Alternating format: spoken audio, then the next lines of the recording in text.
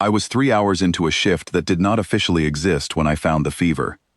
Listening post Ansel sits on a rock with no name, out past the last buoy anyone bothers to chart, and it does one job. It listens. There are 4 of us rotating the boards, and on paper the work is simple. Catalog, translate what can be translated, forward the rest up the chain for people with better clearances than mine to worry about. Most of what comes through is chaff. Fleet chatter, weather bursts, the dull hum of an empire talking to itself across a few hundred worlds it thinks nobody else is listening to. The dome over the main board is original to the station, old glass, and on a clear morning, the light comes through it flat and gold and lands square on the console, which is either a design flaw or the only decent decision whoever built this place ever made. I was cross-referencing cadence patterns against the 9th cipher, a project I had no orders to be running and no clearance to keep running, because 11 months earlier, I had noticed that the Corvain Ascendancy's internal medical traffic repeated itself in a way their command traffic never did. Doctors are lazy about security. They always have been, in every language I've ever cracked. Command traffic gets rotated and rekeyed on a schedule tight enough to make a mathematician tired. Medical traffic just gets filed. The same handful of clerks running the same handful of templates decade after decade, because nobody thinks a quarantine log is worth stealing. I'd been picking the cipher apart in the dead hours between shifts, the way another man might work a crossword. 40 minutes here, an hour there, never enough at once to show up as a pattern in my own duty log. That morning, with the sun coming flat and gold through the dome the way it does maybe 1 week a month, it finally gave. What came out was not a weather burst. It was a quarantine log, 41 days old, from a fleet staging yard called Carena Reach. A pathogen the report called the hollow rot was moving through 3 fleet auxiliaries.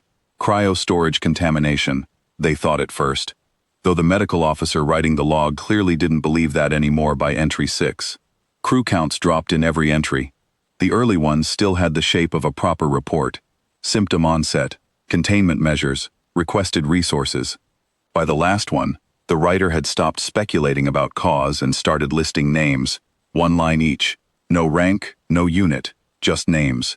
The way you write things down when you've stopped expecting anyone above you to act on them, and started writing for whoever finds this later.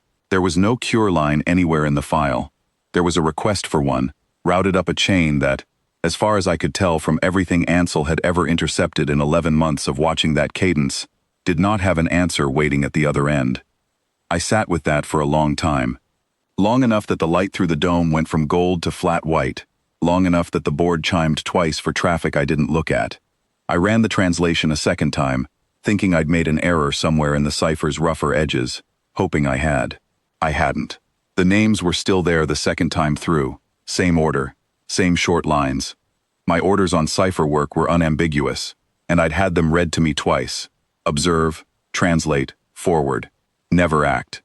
Never transmit anything derived from broken ascendancy traffic, not a word, not a beacon ping, because the moment they found evidence that we could read their mail, every intercept program on this side of the frontier went dark, and 2 decades of quiet listening went with it.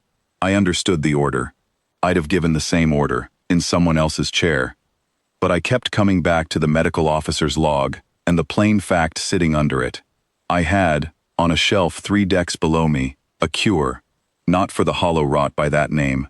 Nobody in this galaxy had heard that name before that morning, including me, but for its mechanism. 40 years ago, a research station on the far side of human space had logged an almost identical cryocontaminant, engineered from the same rotworm family, and after 11 dead scientists, they'd broken it. The protocol was declassified, dull, sitting in a medical archive nobody had opened since the war it came out of ended. I had read it once, years ago, out of nothing but boredom on a slow watch. I want to be honest about what I did next, because I've told this story exactly once before, and I'd rather get it right the second time. I did not file a report. I did not wake the duty officer. I logged out of the cipher terminal under my own name, the way procedure required, and then I walked down to the old skiff band transmitter in Bay 4, a rig so obsolete it wasn't even on the current equipment manifest, left over from a peace accord 2 administrations back, the kind of frequency nobody watches, because nobody's supposed to be using it. I built a package, I dressed the cure protocol in ascendancy medical formatting, stripped every marker that could trace it to a human archive, and routed it through 3 dead relay addresses, so that if anyone ever did trace it, the trail would end in empty space. Then I sent it toward Corinna Reach, on a frequency nobody at that staging yard had any reason to expect Earth to be using, addressed to no one, from no one, carrying nothing but the fix. I filed my shift log that morning the same as any other, routine monitoring, nothing of note. For 3 weeks I did not know if it had even arrived, let alone helped. Then Ansel caught something I hadn't gone looking for, a status update, 41 days after the first log, buried in the same repeating medical cadence. The hollow rod at Corinna Reach was contained. Crew counts had stopped falling. The entry that mattered most to me was short and almost embarrassed. Cause of resolution unconfirmed. Command has requested full trace. That request for a trace ran for 6 weeks. I watched it the way you'd watch weather move toward a coastline you can't leave. It landed, eventually, on an intelligence officer named Vantis Kell, and I know that because Kell's name started showing up on the traffic, tasked specifically with running down where the cure protocol had originated. Kell was thorough. Kell pulled every relay log at Corinna Reach, cross-checked every registered frequency in a 6-sector radius, interviewed. I'm inferring this from the traffic volume, not from anything I could read outright. Every medical officer who'd had access to the quarantine logs.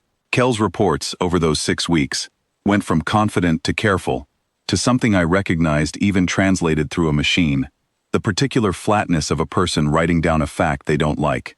The final entry I ever intercepted from that file read, near as the cipher could render it, source does not correspond to any registered transmission, cipher, or vessel.